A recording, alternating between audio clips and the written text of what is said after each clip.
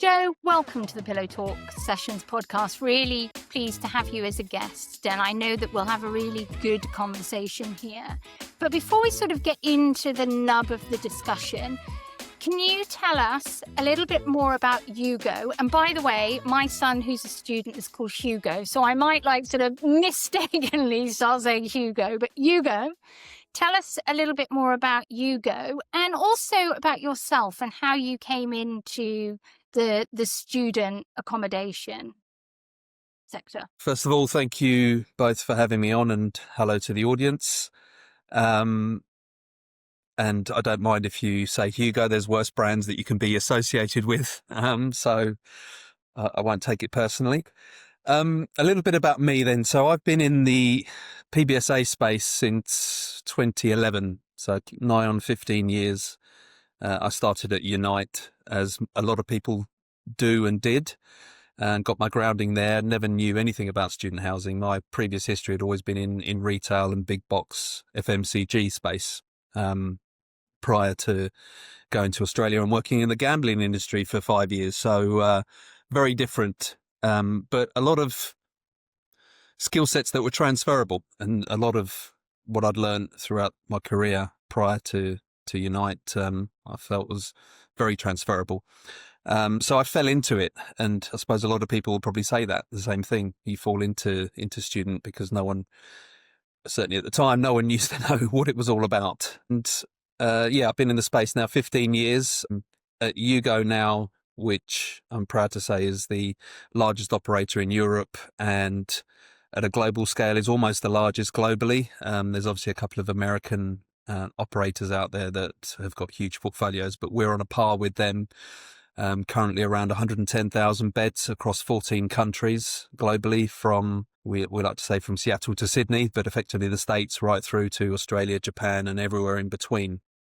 And we are, effectively, we call ourselves the global brand and operator in the student space. And I'm sure we'll touch on brand as we move forward.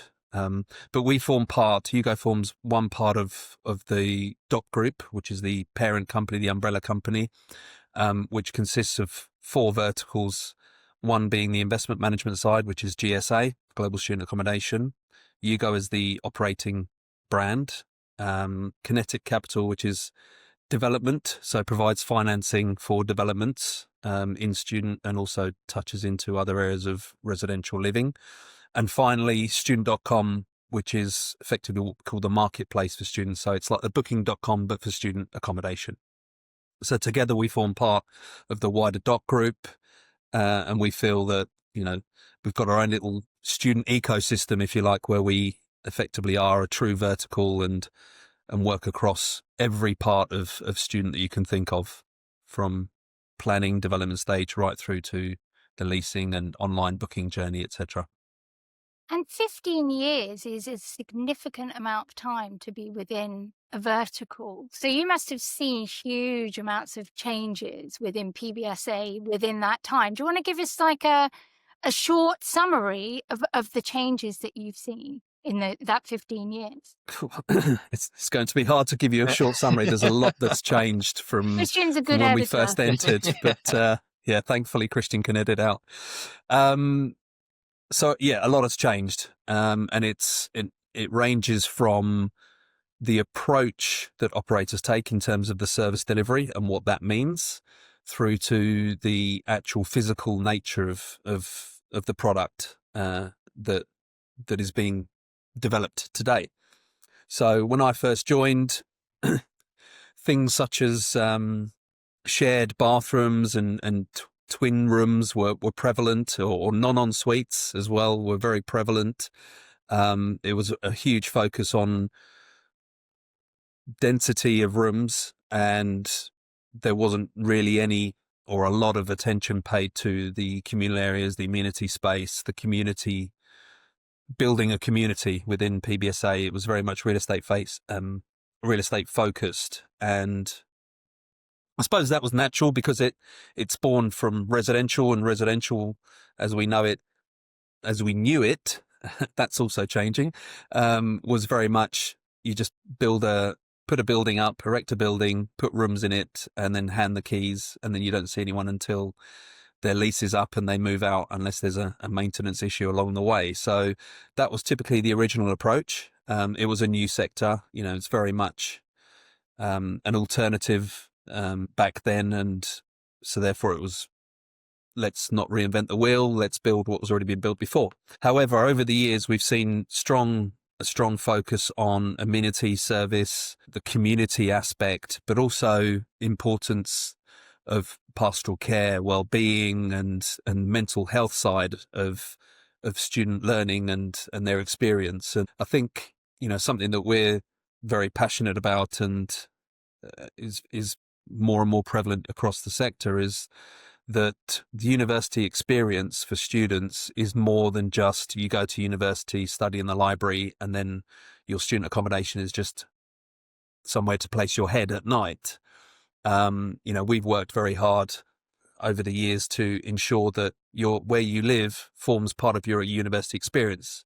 Because if you relate that back to, if you're sharing a flat with others that you don't know from different countries, different cultures, that's not only in university where you do that, you can do that at home. And that's where you start to build these lifelong friendships, and you get to experience those different cultures and different points of view, and really start to make some good friends. And I think that's really important. And for us as managers of PBSA, it's really important that we encourage that. The inclusivity aspect, the diversity, equity, etc., is really, really important. And there's a phrase we use where we believe that our position within the whole university experience is to help young adults transition from home life into adulthood and independent living. And that's our focus, is how can we help that transition, ease that transition, because we know through the numerous surveys that we carry out each year, both with parents, but also with students, as well as universities on top, we understand what the challenges are. And I'll probably get beaten with you're a Gen Xer stick here, but, I think kids these days have got it a lot easier than perhaps we had in the past, and are a bit more mollycoddled, perhaps. And therefore, the life skills that we may have learnt during our time growing up perhaps aren't the same as those skills, or aren't transferred across in today's generation. So, we hear a lot about and get a lot of feedback on the surveys that parents are concerned about how will their children know how to cook, how will they know how to wash their clothes, what setting to put it on so they don't get whites that become pink, etc. So, whilst they seem small, they are concerns for parents. And then obviously from a university perspective, they're concerned about students' mental health and ensuring that they've got a safe environment within which to live and study. But also that we work alongside them in terms of signposting when we spot potential signs of stress or something not quite right. So it is very much about the sector working hand in hand with other stakeholders, universities, parents, etc. And I think that's a fundamental shift, where there were very much, PBSA was almost seen as the enemy to universities and the evil, profit-driven businesses that are just trying to gouge students. Whereas I think that has softened over the years, and we're now seeing far more collaboration within the sector. My son Hugo does actually listen to this podcast, and he'd probably disagree with you. I think that he's got it easier. But I had a memory. You talked about twin rooms back in the day. I spent part of my university in the States, and I had a triple room. I had to share with two other people. It was horrendous. Before we get into the nub of it, and I know Christian's going to lead us into the first topic, but I just want to reflect something back to you. And on this podcast, there are some set themes that we tend to talk about. And one of them, we give it the broad brush of the hotelization of real estate, or the hotelization of the rental living sectors. And you've kind of illustrated that really quite nicely in that 15-year difference. And when we talk about the hotelization, we don't necessarily mean amenities or anything like that. It is more about coming from a customer-focused perspective and a service perspective, and sort of putting the customer and their experience at the center, which is typically what hospitality does. But now we're seeing, PBSA, but also build to rent, co-living, as putting the customer's experience at the center, which is kind of what you talked about. That journey is that the students and how they experience the building is kind of really central. Absolutely. I think, it's an obvious statement that many marketeers state, but the best form of and cheapest form of advertising is word of mouth. And that is absolutely true.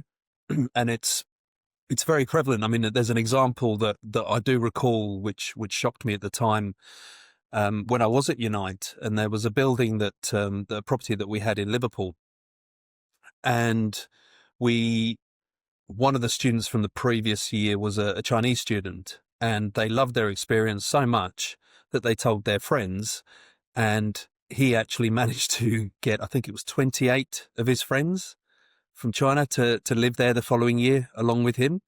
And, you think of what the cost of acquisition would be on those 28 students, especially because they're international, marketing to China, which is very difficult in terms of access. That resonated with me, and I think the whole sector understands that word of mouth is key and reputation is key, and the experience for the students is essential, to obviously for the success of the property itself, but also for the student, because if we're ticking the box and they want to come back and stay with us as a rebooker or a returner, that's the best indication that you're doing a good job. They want to stay with you because it's not about price as much as, we talk about affordability and cost of going to university, etc. That's only a part of the whole piece, the whole puzzle. It is the experience, it is the time that they have, the service delivery that they get from the staff, and how at home, I suppose, they feel within our properties. And that's a real focus, and it has to be. I mean, it just makes everyone's life so much easier if you've got a student that comes back the following year. You know their name already, so you've already got that relationship that you've built up, and it's a gift that our teams have on the ground, where they can be managing a 1,500 bed property and yet they know every student's names. I mean, that's impressive. But it also, for you as a student, if someone, or even in hotels as we've seen it, if they welcome you by your name, that goes a long way. And hotels is slightly different because it's a shorter stay. But if you're living there for a year and they know your name out of 1,500 students, that instantly gives you that connection and makes you feel warm and fuzzy inside, and is a great start and first step to hopefully returning the following year and retaining them as a student. Oh, yeah. I mean, I'm just thinking about when I went to a student, I was the guy that was missing a door. I don't know where the door went. But, it makes me think that I want to go back to university now. And, I've seen some of the student accommodation. The more we talk about it, it just sounds like such a great place to live. I mean, okay, you'll figure out how to wash your clothes. That's fine. That's, all about evolving as a person. But, the environment that you are really kind of forms your idea about the world and the people around you. So having that, the first stop be, a good student accommodation where you can grow, I think is amazing. I think we should jump straight into some of the topics here that we have outlined today. And the first one is, looking at global student living as, a scalable model. The student accommodation sector is seeing global demand outpace supply. What makes this segment so resilient? And you've answered a bit of it, but also compelling. And how might its operating principles influence how we design and scale other residential formats? Big question to start off with. So I think I'll try and answer it in two parts. The first part is, touching on the scalability. We know that, over the next 10 years, probably less, there'll be 240 million students, tertiary students worldwide. Now, of course, not all of those will need student accommodation. You've got to segment those out to online courses, people that study and commute from home, etc. But that's a huge number. And we know that what we call penetration rates, but effectively the availability of student housing or PBSA within many, many markets, there's a huge shortage, very, very much undersupplied. If we take that the US and UK are the two most mature markets, they're, I think the UK is hovering around sort of 30 to 35% penetration. Then you compare that to, say, in Italy, where you're probably 5%. So only 5% of those students that need accommodation can be housed. That's a huge shortfall. And if you extrapolate that 240 million number out to the end of 2050, predictions currently are that that number will grow to over 400 million. So from a scalability perspective, the future looks bright in terms of numbers. So it's a sector that we can get behind. And I touched on before that PBSA was seen as an alternative by many institutions and capital partners and players.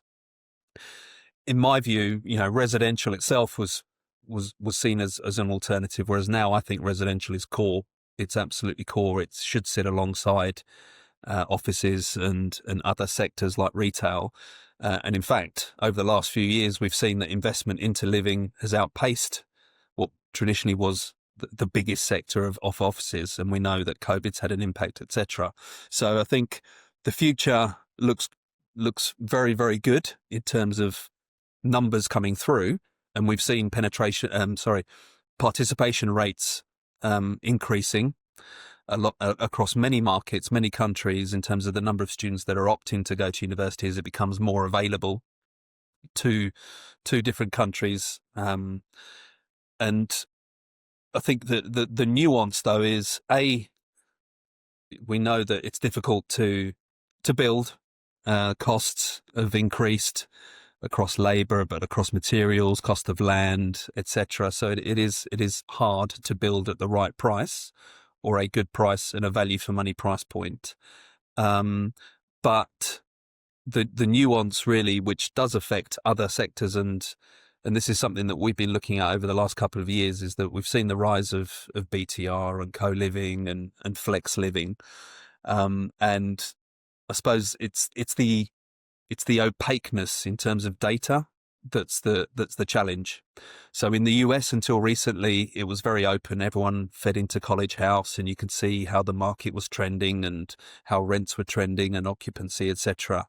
That's on its way out now because of recent changes.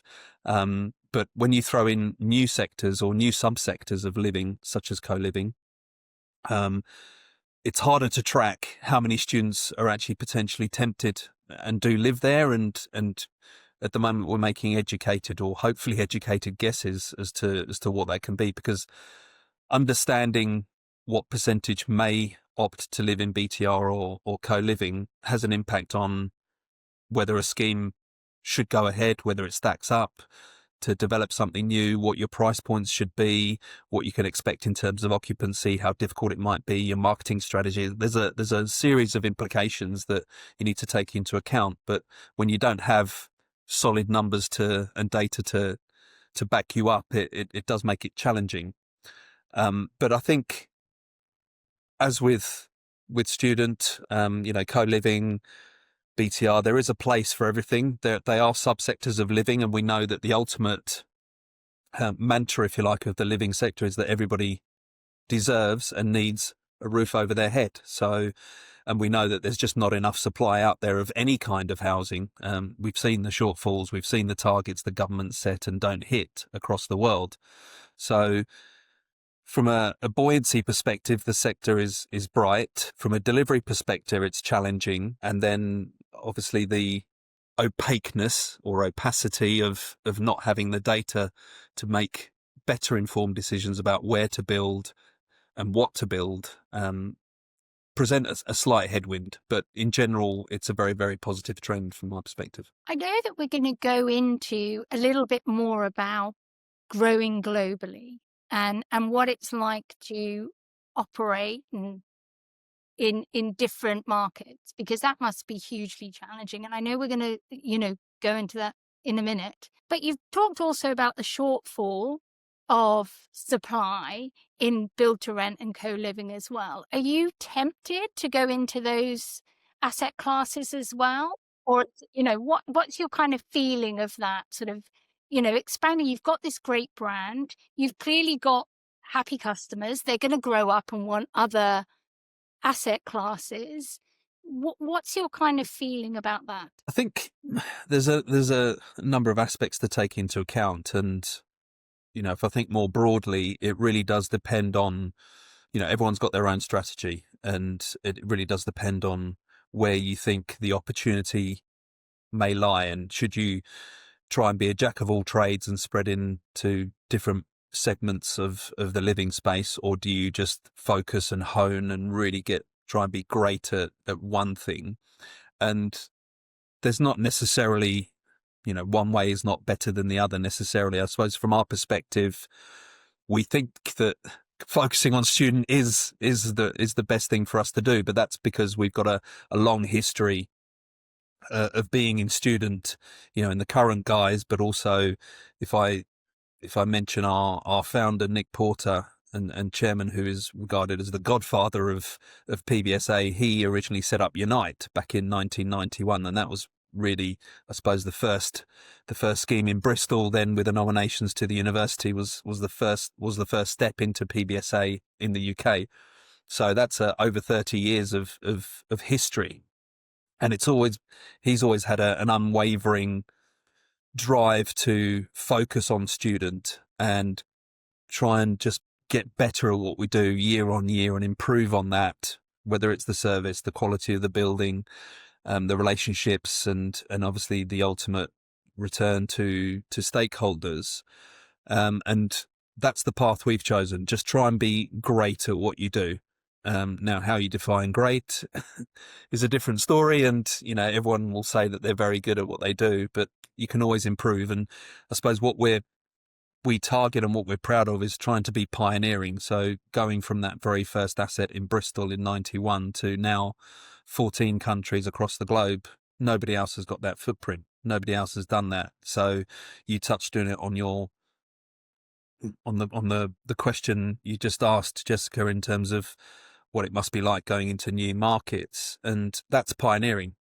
We've gone into markets which people have, others have never set foot in, or had never set foot in, and it's a steep learning curve. But I think by knowing what your offering is, and really focusing on the delivery of that, for us is certainly where we want to continue to focus. Now, our split is probably 95% to 5% student during term time, because in some markets there are blurred lines. So you don't have, in the UK, you have a sui generis planning consent for student, but you don't have that. And typically in other countries, it'll either be classed as residential or hotel use, and sometimes commercial. And there's different legislation that sits around that in terms of the lease types that you can offer, the length of stay, and the types of people that you can offer to.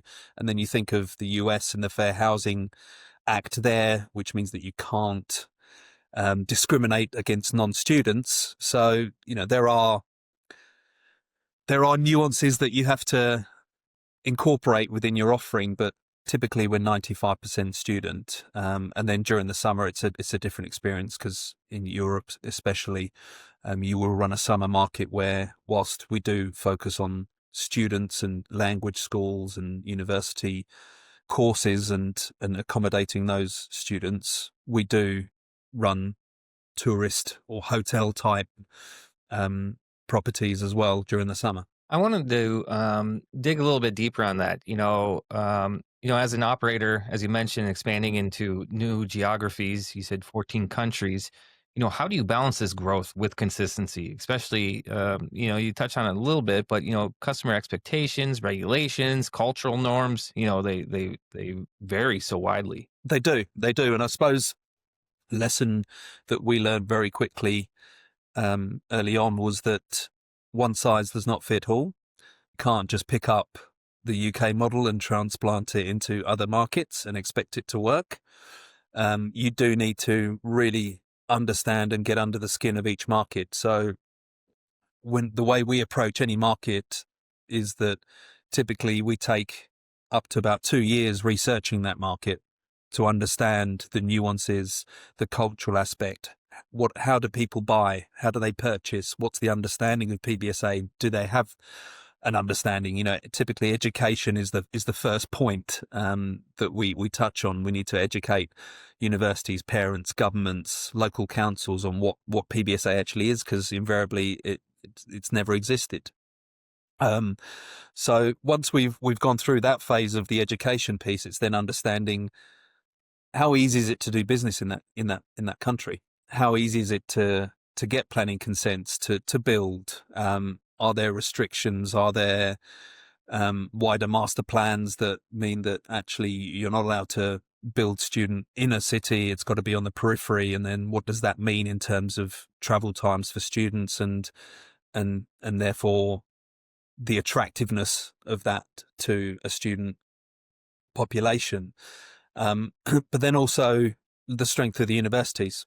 You know, number of universities in that country, in that city, what's their strength, what's their strategy, are they growing, are they in decline, you know, applications up or down, etc. Where do they sit in the Times Higher rankings, as well as the QS rankings, and really cross-referencing that, and putting that all together and then saying, right, we think this is a market that we should go into. It hits our minimum thresholds in terms of number of students. What's, you know, the percentage split between domestics, internationals, the domestically mobile students. Effectively, that's your addressable demand, which is the internationals and the domestically mobile. And then looking at the capital. So the investors effectively. So the advantage that we have as a group that I touched on earlier in part of the dot group is that we manage and operate properties on behalf of our sister company, GSA, but we also manage for other clients, other institutional clients. About 45% of our portfolio is GSA managed stock. So actually the majority is non-GSA. And for us, it's about partnering with the right capital partner in those markets and making or putting together a compelling argument as to why they should come with us into that new market. You know, depending on the market, because every capital partner or investor will have their own risk view of each market and whether they will allocate and how much they will allocate to those markets, and that will drive the returns that they're looking for.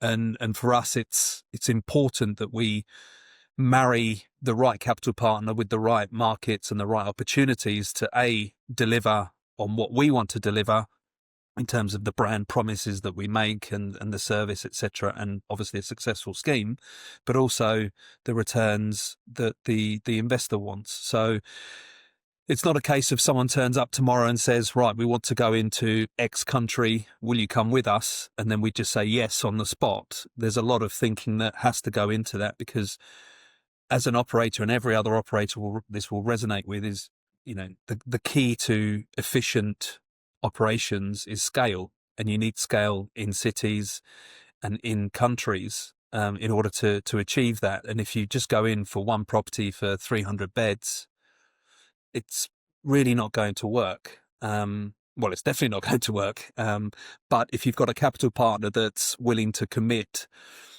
a number in terms of investment, and they have a strategy where they want to grow to X thousand beds over a period of time, then, you know, we will happily work with them and make that work, because we know that there's longevity in the market. There's no point in entering today. Someone builds something for 300 beds and then they're looking to flip it as soon as it's built and occupied, because we've just invested a hell of a lot of capital ourselves in going into that market, and it would be wasted. It needs to be a cautious approach. And I suppose the beauty of being in 14 markets now is that we have two focuses. One is scalability in that market and growing in that market to increase our efficiency, which we pass on through NOI performance to investors, but also looking at new markets that that we want to go into and we are keen on, and then finding the right partners to go into those markets.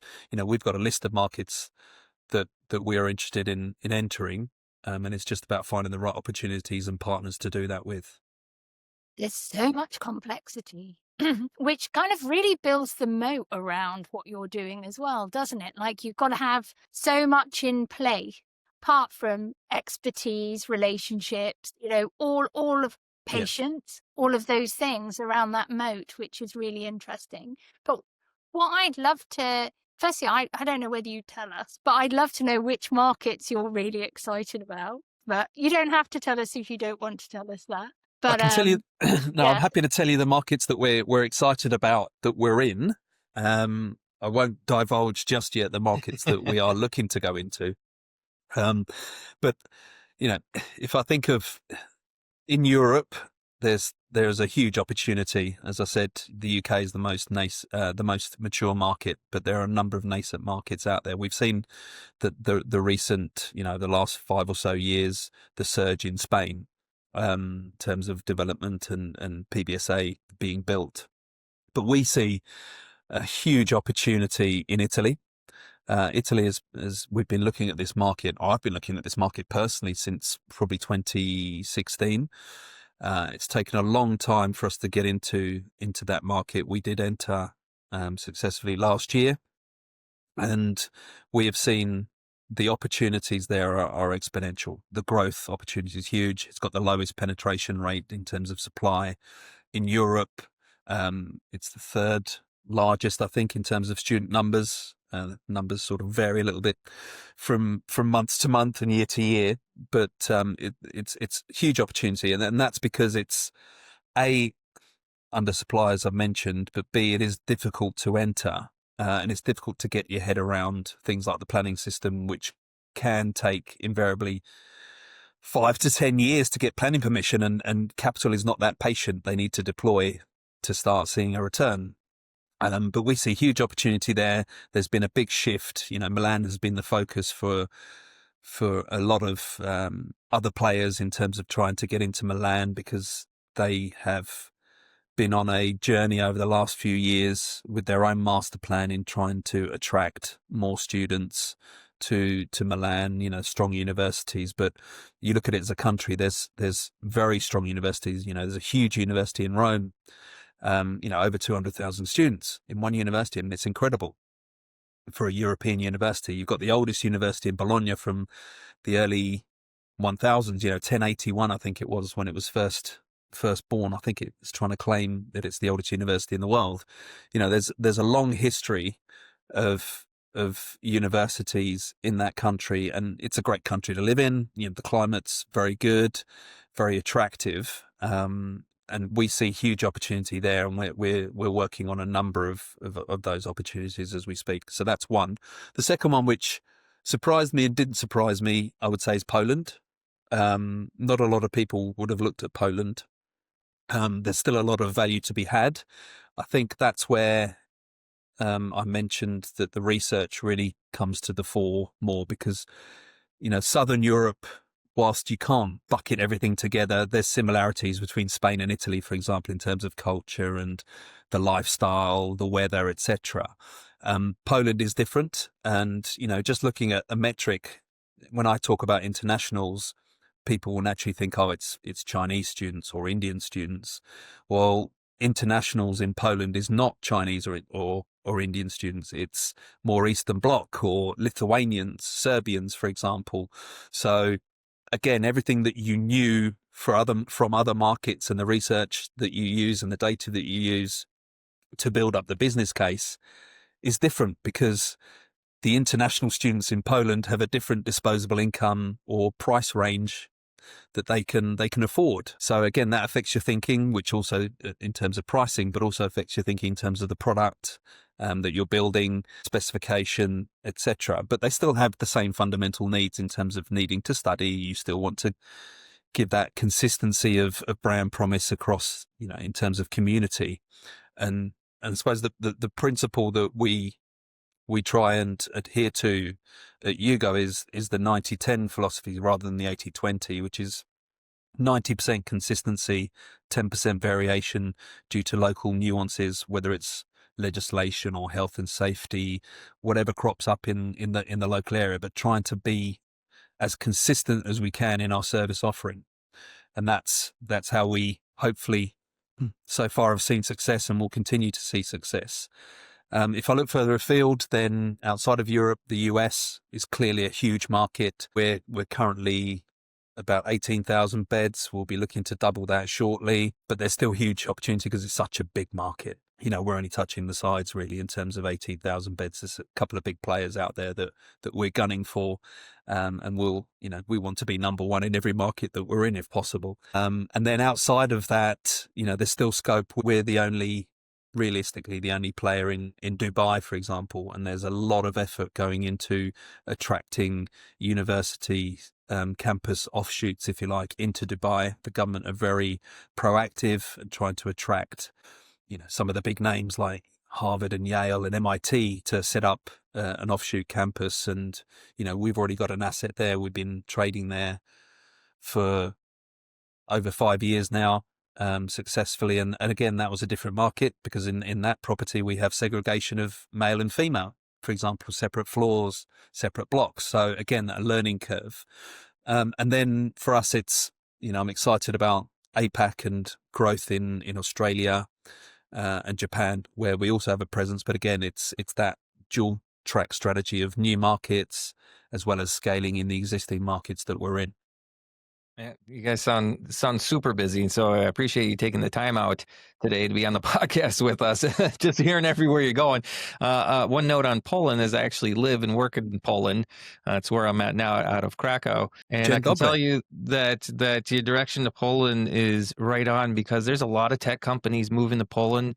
It's becoming like a huge tech center. Since Brexit, a lot of companies have moved over here because of the price of living, the price of the economy.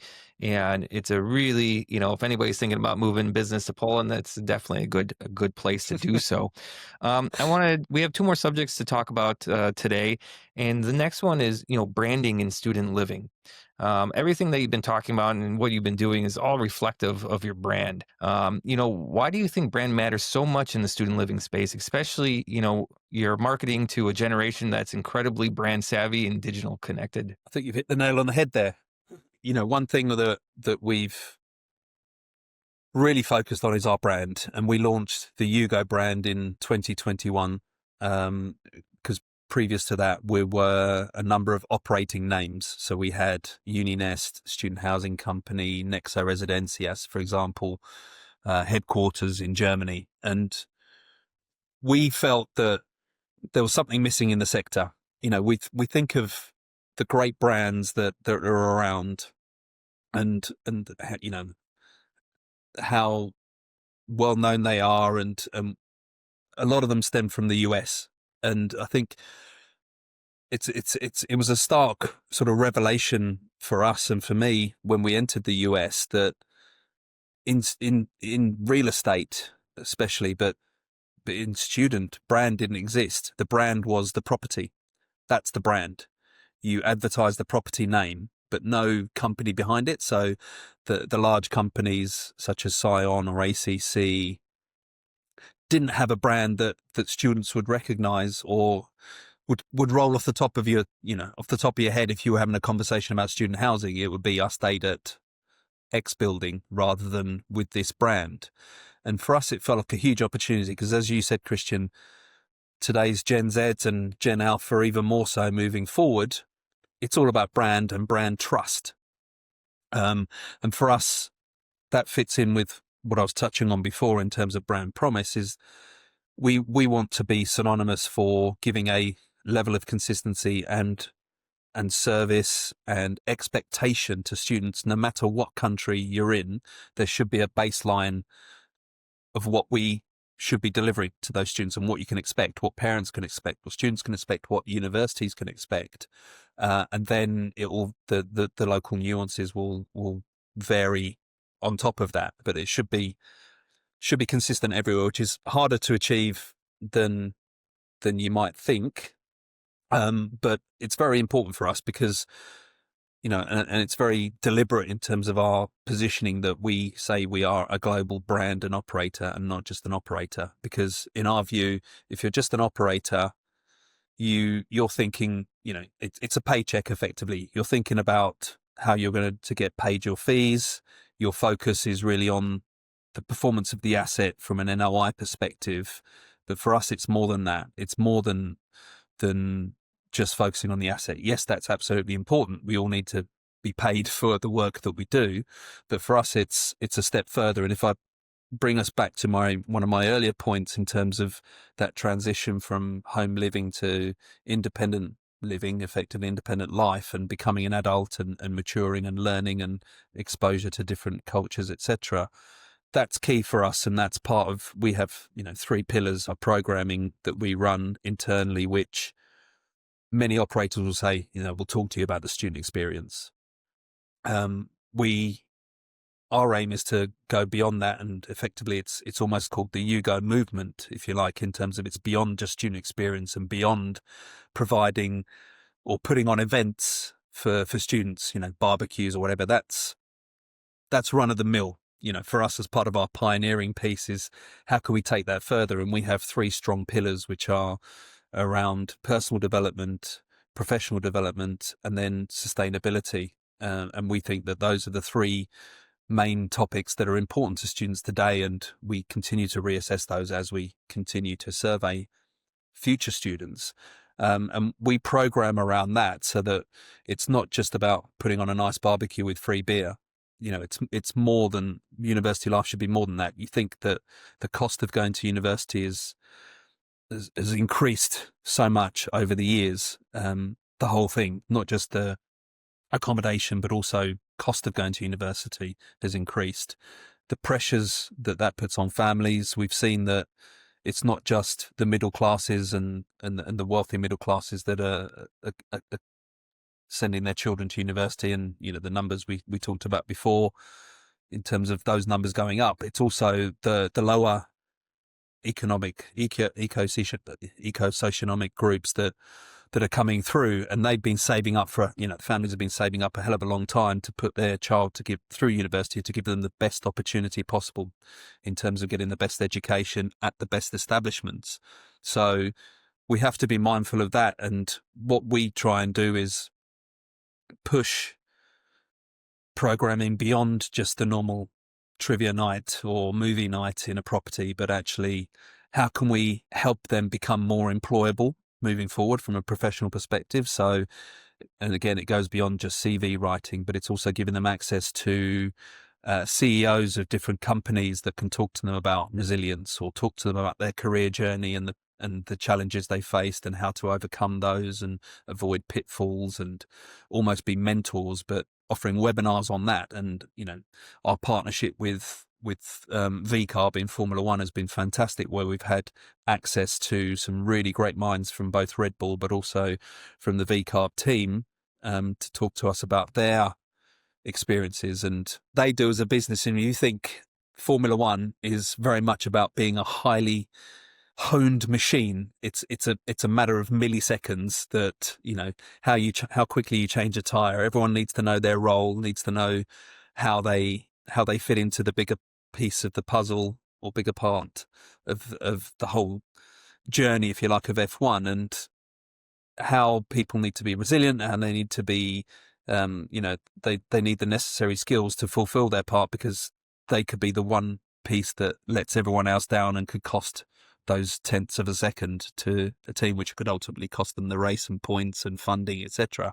And being able to have someone from those businesses and those brands that can talk to students and pass that on, and pass on, the lessons they've learned and the mindsets that you need to have, for us, can only enhance what students are already learning at university and help them as part of their journey into the workforce, because it is becoming more and more competitive, and more students are going to university. More and more students want to come out with firsts, and go to, the top universities to make them more employable. Well, if that pool is getting bigger, employers need to choose somehow. What's the what's the benchmark, or what's the KPI for choosing from a wider pool. You need to set new KPIs or new things that you're looking for. And I think the more we can add to a student's CV, if you like, life CV, in helping them to secure better employment, whether that's through us and through our own internship program, which is part of the programming, or through others, we feel that we should be doing everything we can to help those students be successful. And, I'd love to be sitting here saying that if you live with us, you will, there will be a state in the future, I'm sure, but if you live with us, you will be more successful than if you live somewhere else, because of everything that we do as part of our programming. So hopefully the next time, if I'm invited back on, I can share that stat, because that would be a phenomenal stat that would certainly help our marketing and brand piece, but also help us with negotiations with universities, etc., and with councils and governments, local governments. I hope you're putting metrics in place and really thinking about that, because it would be, really significant to be able to say that. And I just, it's so much has changed. I was just sort of thinking, when I went to university, it was all about fun. It was like, whether the bar was like big enough. Beer and the barbecue. If it was open every night of the week and not just Friday and Saturday or something. It's all changed. And I have, as I've mentioned, I've got one at university and one who's choosing universities now, and there's so much pressure. But to have operators like yourself that sort of understand that and are providing, helping, which is great. But Joe, I have thoroughly enjoyed this conversation. We definitely want you back on. And also I want to hear more about what it's like to operate in Japan, because that is a country you didn't mention. But going from Japan to Madrid to somewhere in the US, it's a really interesting model that you guys have. But thank you so much for coming on the podcast. And I know Christian's just going to clear us out now. Yeah, absolutely. There's one last question for you, Joe. Anything coming up for you guys, or anything our audience should know if they're interested in finding out more about Yugo? Where can they go? So, as always, we are forever trying to pioneer and do new things. So there's some big things that are on the horizon, which I can't talk about just yet, but stay tuned for those. And then for anyone that's interested in getting in contact, they can either do that through LinkedIn. I'm visible there, but also I'll be attending some conferences as I try and do throughout the year. I think the next one will be the Class Foundation conference in November, and then Property Week in December. So more than happy to catch up with anyone then as well. That's brilliant. Joe, thanks so much for spending the time. Like this podcast has said, you are a very, very busy person, so we'll let you get back to it. But again, thanks for joining us.